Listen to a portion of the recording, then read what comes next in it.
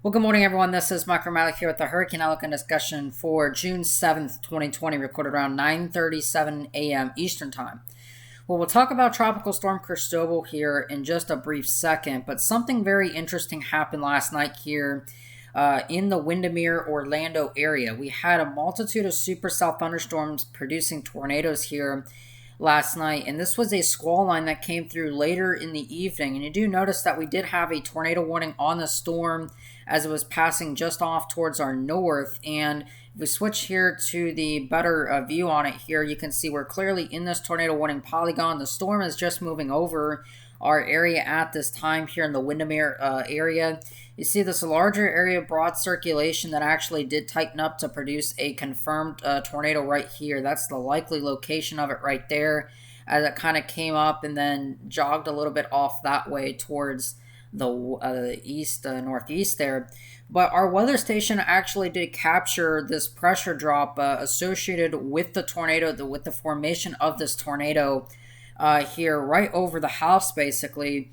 You can see the actual air pressure here at about 8:30 was 29.90 inches of mercury. It fell only slightly to 2989 here and stayed consistent through about 8:40. The storm rolled in here about 8:45, and this is fairly consistent with our radar data. This was at 8:48 as the center of circulation was just passing directly now to our north. And it quickly dropped by this time here, 8:45 p.m. We saw a sharp decrease to 2985. And then by 8:50, within 5 minutes, this thing shot back up to 2991 and stayed that way through 9 o'clock. And if we take a look here, this is actually the wind direction with time. This is taking a look at the start of the plot right here at 8:35 p.m. right here. Our ending time, which is 9 o'clock, is right here. And this here, the numbers indicate the compass heading degree. So we start off here at 8:35, and you notice that the winds were generally out of the east-southeast here. They were generally out of the east-southeast. You notice as the storm came around how these winds then flipped to the northeast, and this is a northeast compass heading. On here it looks to the northwest, but this is a northeast compass heading here, just the way that this thing is actually plotted.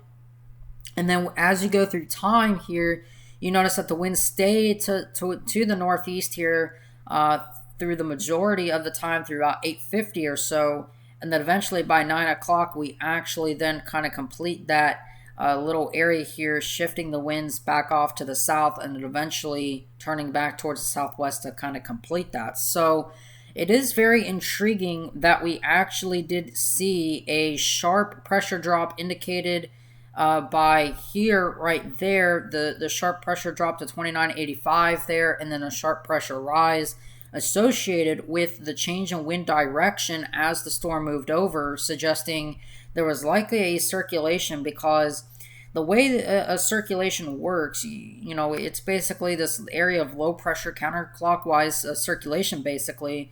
And we basically captured the winds moving from east-southeast towards the northeast and then back towards the south and then east-southeast.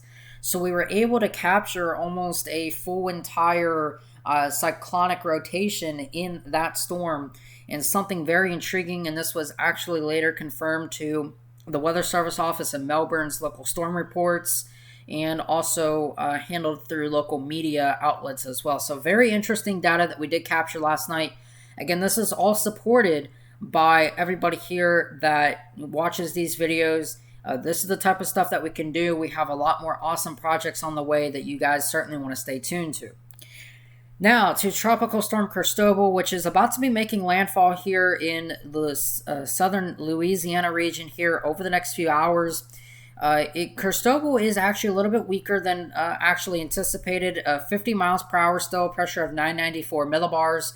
The latest recon plane that was in there did find a swath of about 65 mile per hour flight level winds. However, there's very little convection in this area to actually bring those down to the surface, so it's likely that Cristobal is going to be weaker here as it moves inland here. Now, that's not going to really change much, and if we look here at the radar here coming off of the New Orleans radar site, you do notice that we have a large feeder band of showers, and even a thunderstorm here producing a tornado warned supercell down here in portions of extreme southwestern Mississippi.